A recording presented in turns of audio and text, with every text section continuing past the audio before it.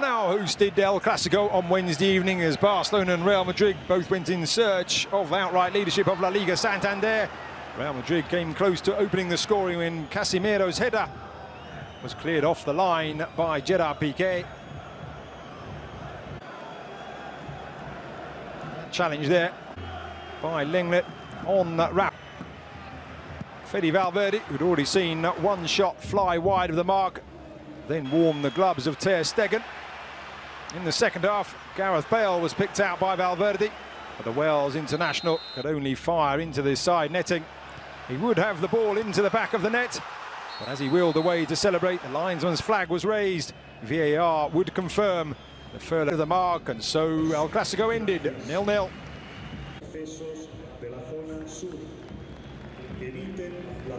A shot round Gareth Bale, but wide of the mark, and so El Clasico ended 0-0.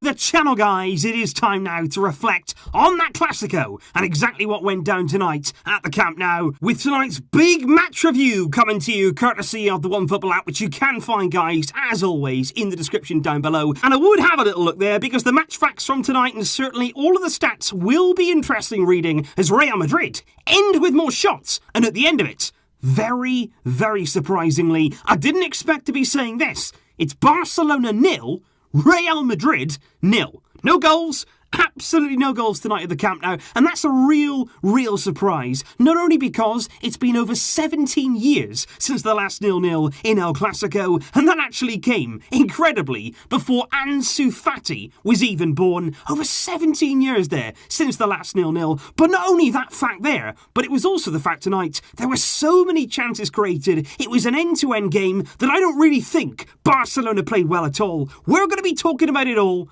but at the end of it, Barca and Real stay deadlocked at the top of La Liga. And before we move on to some of those chances and discussing the game in some more detail, let's first of all look at how the two teams shaped up, because there was a few surprises there in the Barcelona starting 11. It was Marc-Andre Ter Stegen in goal, Piqué and Longley here at centre-back, with Semedo starting at right-back, but in midfield, there was no room there for Sergio Busquets, who was on the bench. He was able to play. Apparently there were reports that he was unwell, but apparently, according to the assistant coach, Rakitic was always going to start this game in that deep position. There was Frenkie de Jong then and Sergi Roberto in that midfield with Messi, Suarez and Griezmann. And for Real Madrid here, it was Mendy coming in at left back. We did expect that to happen, with Casemiro, Kroos and Valverde in midfield. And actually there, Isco dropped in there to a central position to make a diamond in midfield with Benzema and Gareth Bale there, who got nice and close to the front man. And Real Madrid in this game pressed extremely high. Very, very early on here, they were getting nicely high at the